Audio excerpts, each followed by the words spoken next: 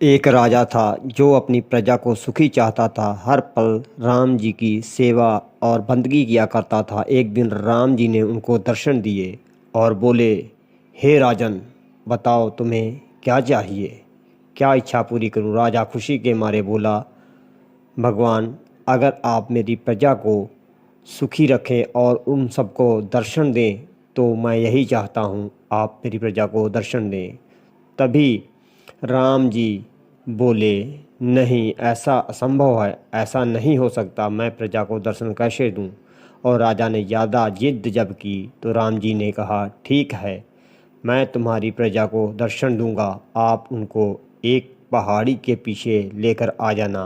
धन्यवाद किया और अगले दिन उन्होंने शहर में ढिंढोरा पिटवा दिया कि सभी को भगवान दर्शन देंगे और उनको सबको पहाड़ी के पीछे चलना होगा। जो कि पहाड़ी पे जाके राम जी ने दर्शन देंगे, सभी को लेकर पहाड़ की तरफ बढ़े तो क्या देखते हैं, आगे एक पहाड़ तांबे के सिक्कों का दिखाई पड़ा। सभी लोग उसकी तरफ देखकर उधर को चल पड़े, लेकिन राजा ने बहुत रोका कि अपने भाग को लात मत मारो, तुम भगवान से मिलने जा रहे हो। कुछ लोग तांबे के पहाड़ों की तरफ चल पड़े। राजा के मना करने पर किसी ने नहीं विचार की कि हम भगवान से मिलें। सभी तांबे के पहाड़ की तरफ भागने लगे और सिक्कों के बोरे भरने लगे और इसी तरह सारी जनता वहाँ पर इकट्ठी हो गई। तो राजा जी देखते ही रह गए।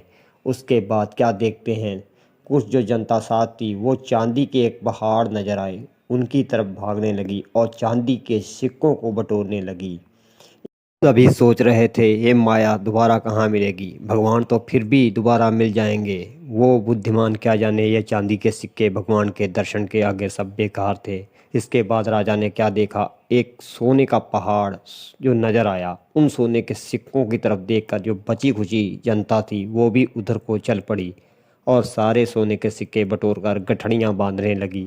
अब क्या था, अब राजा और रानी अकेले ही बचे थे, जो ईश्वर की कृपा को मानकर बोले कि अब हम ही चलते हैं भगवान के दर्शन करने। ये लोग तो चांदी के और सोने के सिक्कों को बटोरने में लगे हुए हैं। यह सोचकर रानी ने भी समर्थन दिया। एक हीरों का पहाड़ नजर आया और उसको देखकर रानी भी उधर भाग पड़ी। राजा के मना करने पर भी रानी जाकर हीरे के पहाड़ों पर हीरे इकट्ठे करने लगी और वो भी आम जनता की तरह हीरे इकट्ठे कर बड़ी खुश थी और बड़ी चंचल से मन से देख रही थी कि इतने हीरे मैंने इकट्ठे कर लिए। राजा दुखी मन से भगवान राम की तरफ बढ़ रहा था और राम के दर्शन करने के लिए जैसे ही आगे बढ़ा तो राम जी ने कहा, कहाँ है तुम्हारी जनता, कहाँ है तुम्हारे जिनके लिए तुम जिनकी प्रजा के लिए सब कुछ करते थे। आज का इंसान लोभ मोह और माया में फंसा हुआ है, उसे भगवान से नहीं माया से प्रेम। जो संसारिक वस्तुओं से प्रेम करेगा उसको ना तो मेरा प्रेम नसीब होगा ना ही मेरे दर्शन।